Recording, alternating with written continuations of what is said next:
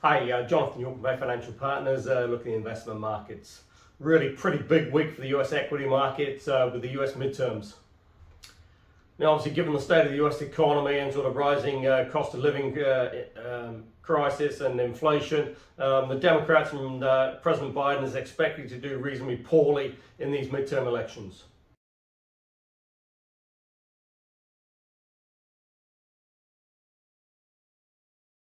And potentially they could lose control of the House and the Senate, which will then make Biden's job for the next sort of 2 years really pretty tough.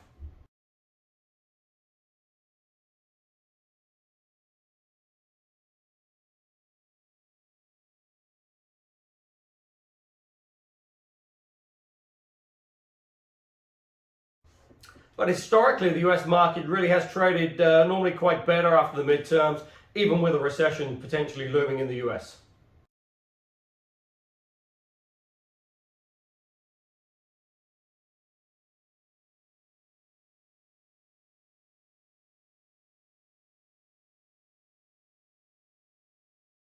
And that's certainly been the case in the lead up to these midterms, with the Dow up just over 500 points in the last couple of days.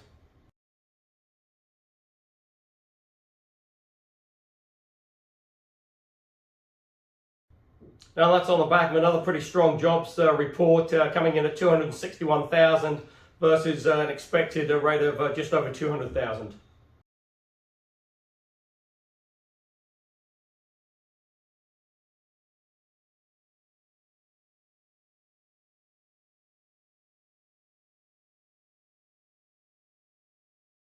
Certainly in the US, as sort of globally, we still got a sort of a structural sort of lack of supply of labor.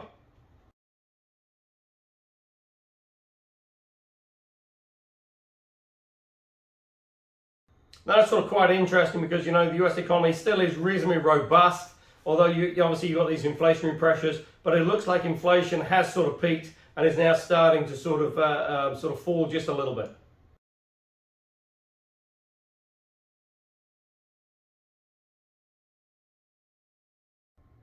Really, the question is how quickly will it fall?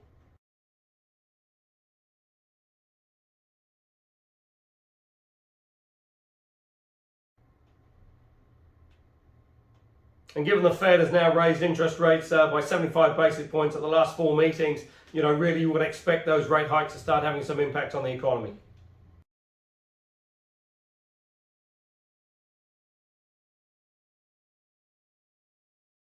And potentially it is as some of the big corporates start to announce sort of freezing hires and also as well some layoffs as well coming through.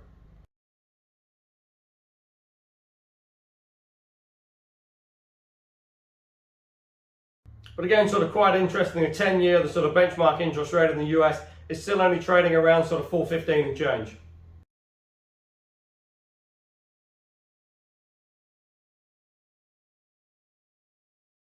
So if you look at the target Fed funds rate now of 3.75 to 4%, and looking for a terminal rate of around sort of 5 by sort of mid 2023.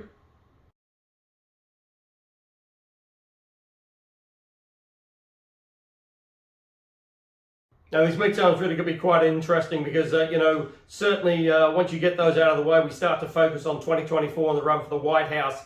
Potentially, ex-President Trump is sort of teasing the crowd and his sort of supporters with a potential possible second tilt at the White House.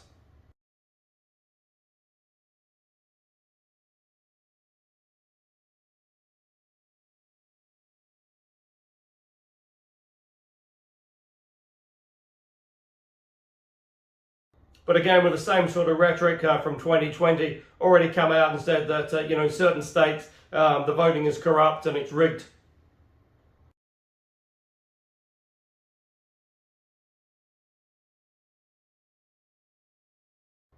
Which is really not helping the democratic process.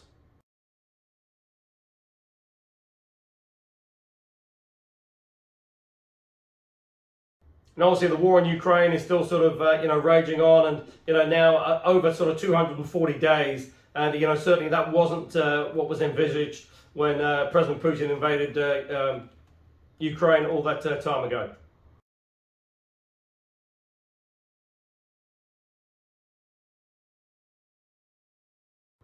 And really does seem to be sort of a revolving door in the Russian sort of military, as he's got rid of another general that only just 3 months ago he was sort of parading as a war hero.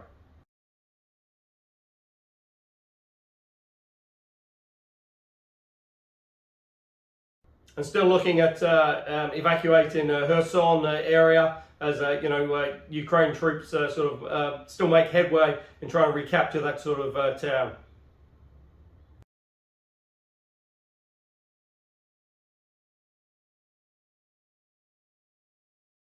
Also, as well, there was a prisoner switch as well, which again sort of surprised many.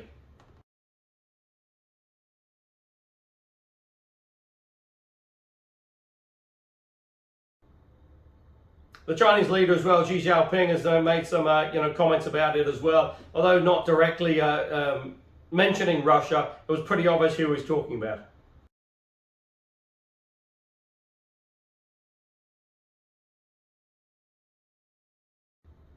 So as discussed here before, it's really pretty hard to see how Putin comes out of this with any sort of credibility. And, really it's just a question of him trying to save face now, especially as we head into that winter.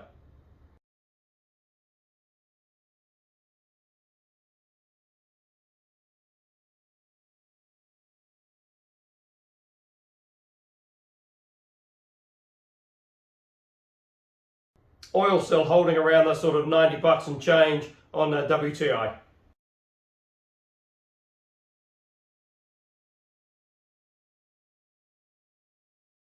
Now in the UK, some pretty dire warnings from the Bank of England after its recent rate hikes.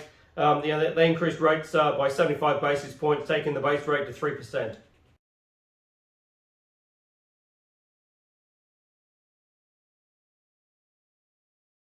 But really had a pretty gloomy outlook, potentially talking about a recession that, could be pretty deep and last until sort of 2025.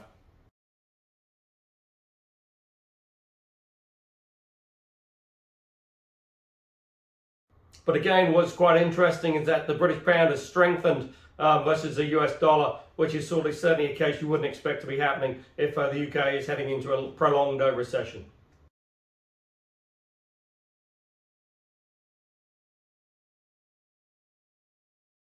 Now, in the EU, again, quite a surprising print from the German industrial production. That was up 0.6.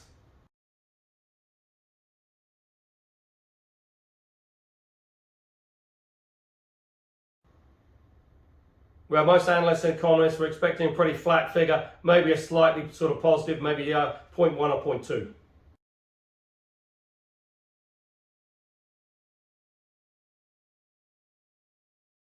But certainly in Germany as well, they're sort of trying to do everything they can to sort of try and encourage the sort of economy to sort of, grow continually. And the first time in 3 years, the big Christmas fairs are back in Germany, which again is a big sort of crowd pull and does generate quite a bit of domestic spending, as well as tourists coming through as well.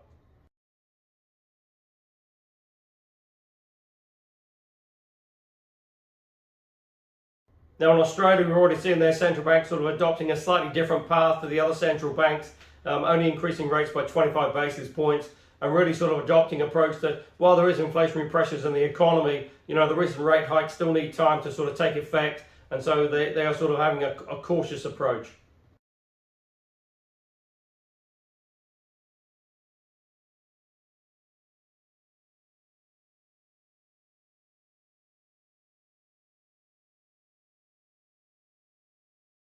And certainly the Australian economy got a bit of a boost, really potentially, China looking at easing some of its COVID restrictions.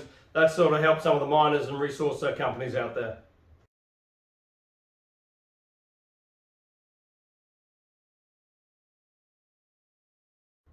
Now here in New Zealand, as we head into the holiday months, it's really going to be very interesting to see how much, one, domestic spending is taking place, given the cost of living crisis, but also as well how many tourists come through and start spending New Zealand dollars.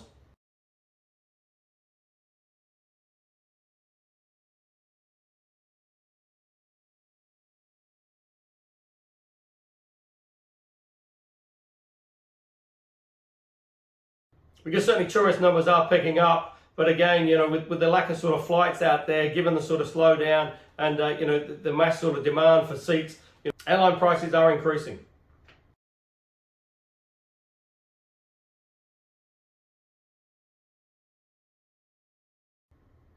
Now, certainly New Zealand well on the countdown now to the next election. The latest opinion polls, really pretty dire news for the government. National and ACT could rule quite comfortably with an overall majority.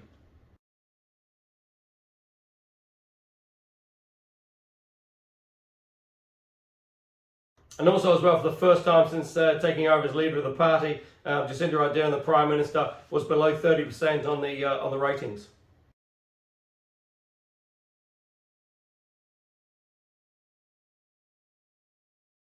Again, here in New Zealand, still got a labour shortage and really need those sort of overseas workers to come through. And that's, really being hampered really by the sort of visa process that, despite what the government are coming out and saying, it still appears to be pretty difficult to get those overseas workers coming through on their working visas.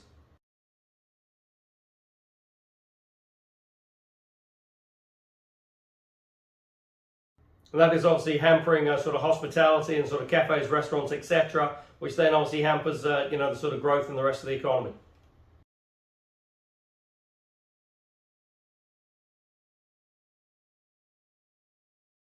Now, as expected, house prices still falling after the recent rate hikes. The Reserve Bank is still expected to increase rates by another 50 basis points at the end of the month.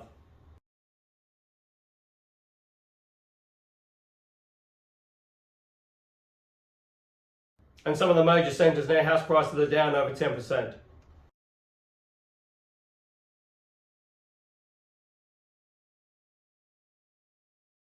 But interestingly, are still up around sort of 5 to 6% from a couple of years ago.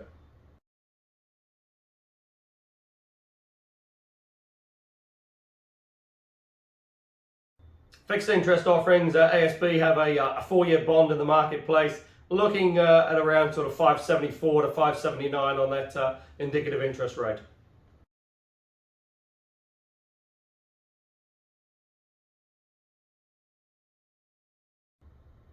So if you are looking for income options, go to the website www.bayfinancialpartners.co.nz for lots of interesting articles, and we look forward to speaking to you soon.